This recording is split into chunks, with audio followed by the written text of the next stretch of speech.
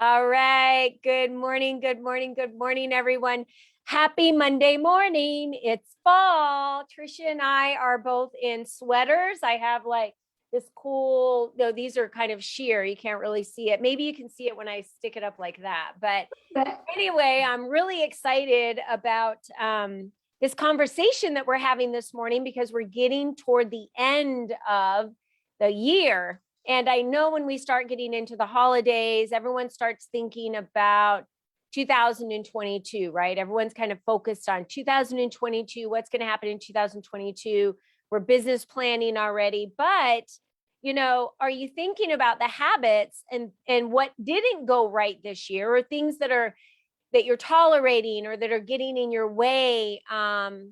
What are you going to be changing? What are you going to be letting go of? What habits are you going to be ditching that are holding you hostage? And Tricia is going to be talking about that with us this morning, because that is where she excels.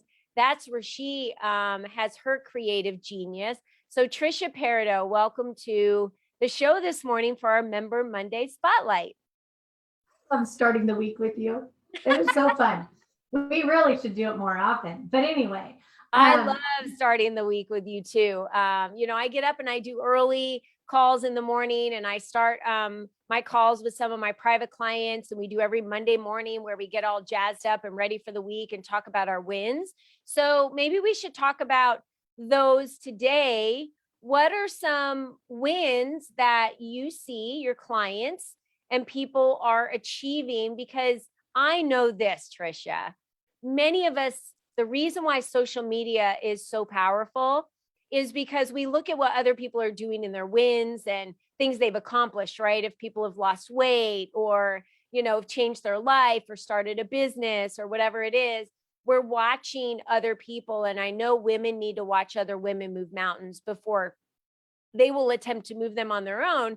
So talk to us about wins that your clients are having, of how they didn't realize these habits were really holding them hostage, and how they've altered and changed their lives and have become more productive and more free and more in control, I guess is a good word.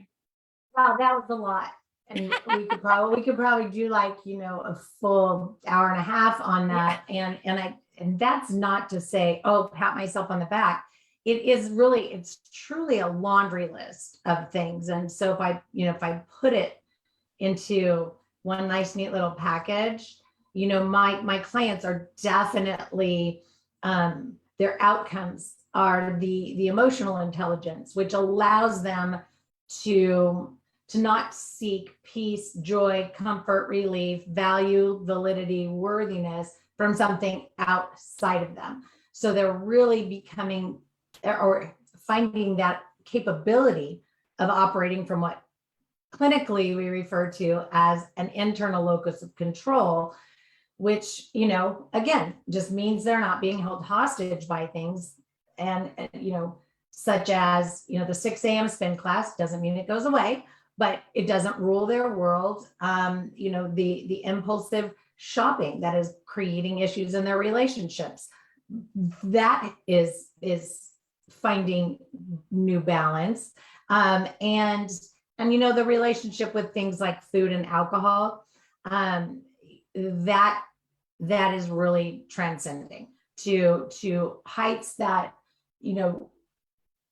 is different for each person that walks through my door, so to speak, but is really transcending. And the reason why I wanted to talk about this today is multifaceted, but I am seeing so many people that are struggling with their relationship with alcohol and their relationship with food and the spending. So if I was to put it in that order, right? Because we're doing a lot of emotional eating. And it started maybe at the beginning of the pandemic, and people are like, oh, well, it's gotten so much better.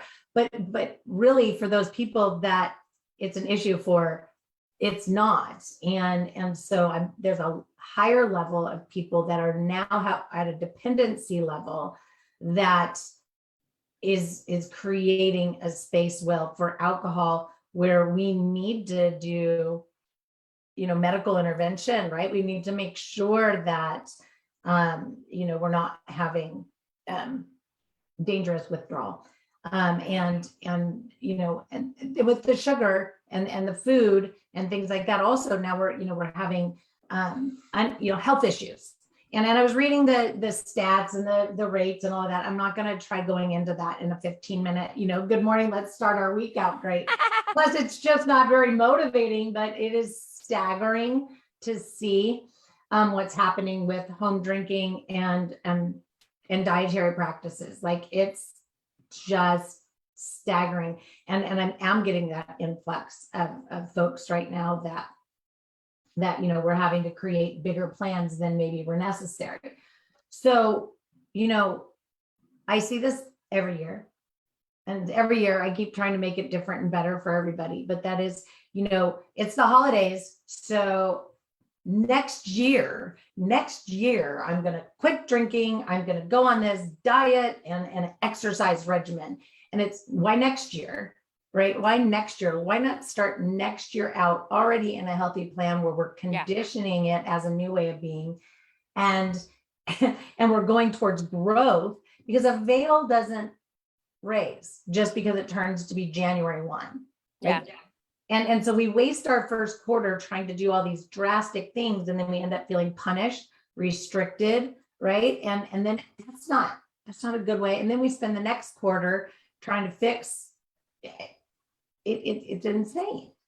Yeah, I agree with you. I always recommend go on a cleanse. And then when you when you go on a cleanse, you realize that, when you're cutting out maybe some sugars that you didn't realize you were dependent on, or caffeine you were dependent on, or alcohol that you were dependent on. How do you feel, mentally and physically when we're challenging ourselves? And, what are some of the steps I would ask you today, Tricia, for someone who is watching? How can they identify how does someone identify if they have a habit that's holding them hostage? Well, I want to start with this, because cleanses are wonderful. Yeah. Done appropriately, I don't know, Whole30, whatever is fine if it's done appropriately.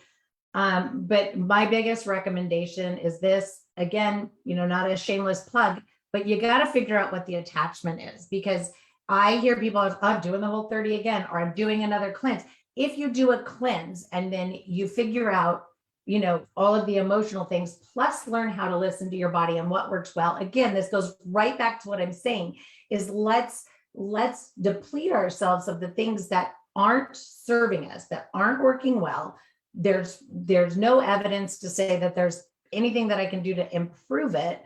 It needs to go, and figure out what we need to do that will function for us well and make it lifelong, manageable, maintainable, so we don't have to go on a diet once a quarter, so we don't have to do a cleanse and every 6 months, so we don't have to, because we don't have to live that way. I'm living proof, about 10 years in the making, 25 years free of an eating disorder, but we don't have to.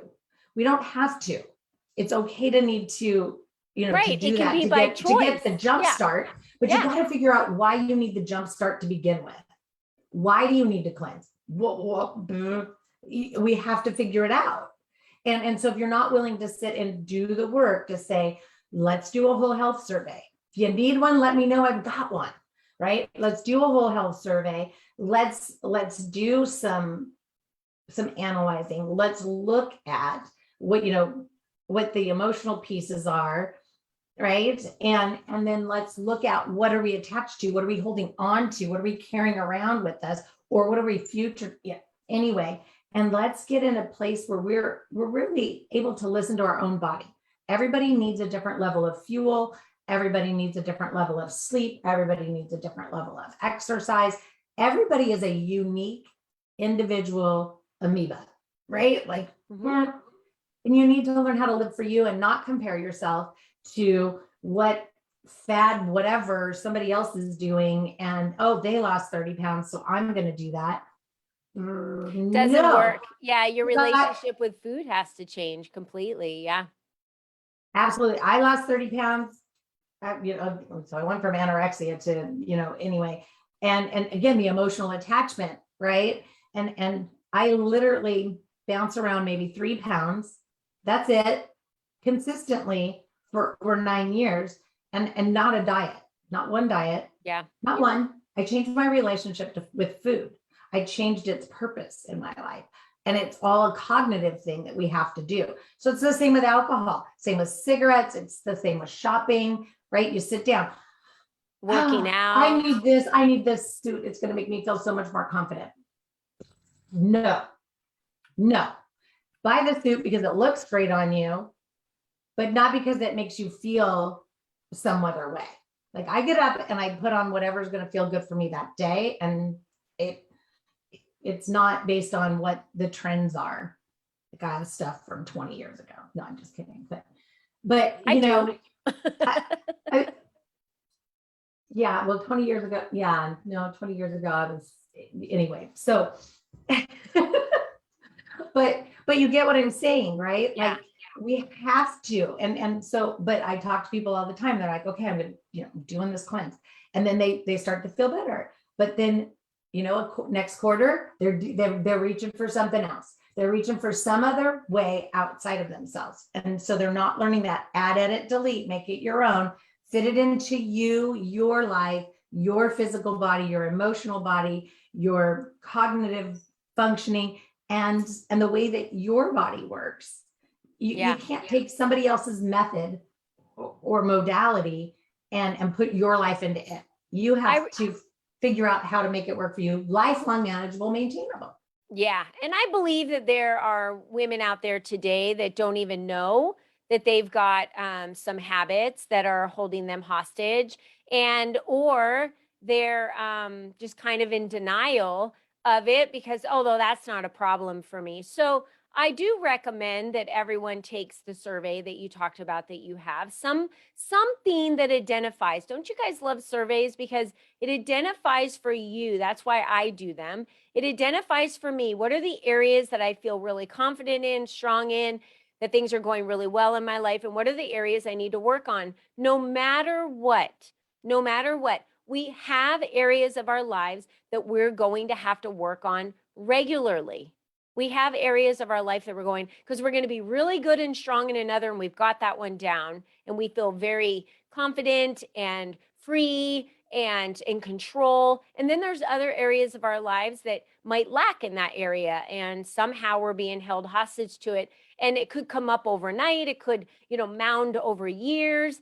Again, take Tricia up on her offer to take a survey to really figure that out for yourself, because why would you want to go one more day feeling like you're not in control of your life, feeling like someone else is holding you hostage or something else is holding you hostage? I just don't want to live my life that way. I mean, I'm, halfway through my life. I certainly don't want to feel like it was for nothing, or that I gave up my independence or gave up because I felt held hostage by something. No one wants to feel that way, especially the ones that are listening, which are probably mostly female entrepreneurs. There's a reason why we own our own businesses, because we want freedom of choice and freedom of time. And you get freedom of choice here. Why not live the life that you desire? And I know Tricia is a great catalyst that can help you in a vehicle to get to that place. And she has so many free downloads and assistance for you to just start tiptoeing if you're not quite ready and you're just tiptoeing in that area to start discovering that. Yes. And I will, I'll drop the whole health survey in the comments, and then a link to the balancing effect. Both very, very simple, easy to maneuver through. And you can do that in the privacy, right? Without having to call me or contact me to do that. It'll just happen automatically for you. And then if you want assistance, looking at that, sure, no problem, right? So I'll put those in the comments. But I think, even people that are, people pleasing, codependents, or those that, their value and their self-worth and their validity, that's, based on how busy they are, right? Like, oh, I think we do it backwards. We work hard at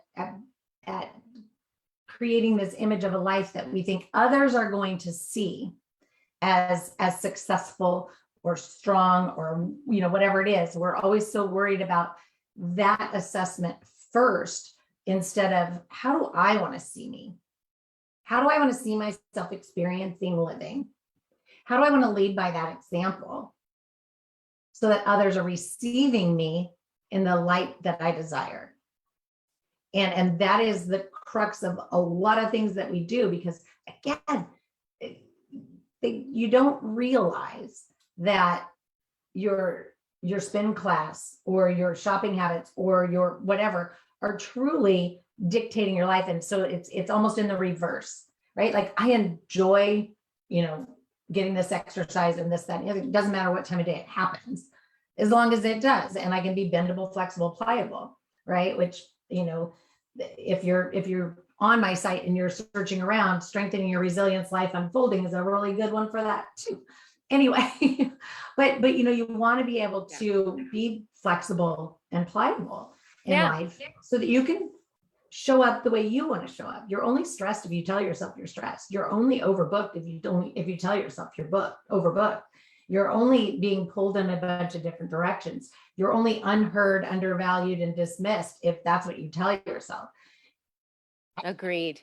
Everything that you want to see in life has to start from the inside. So you just have to change relationships with things. You don't necessarily have to give them up. Yeah. So now's your chance, ladies, to change your relationship with those habits that are holding you hostage today. And Tricia's got the links below, so be sure to click on those and reach out to Tricia. She'll put her link down there so you guys can follow her on Facebook, get into her groups, or whatever it may be. So you can just start to learn more about how you can step into that direction.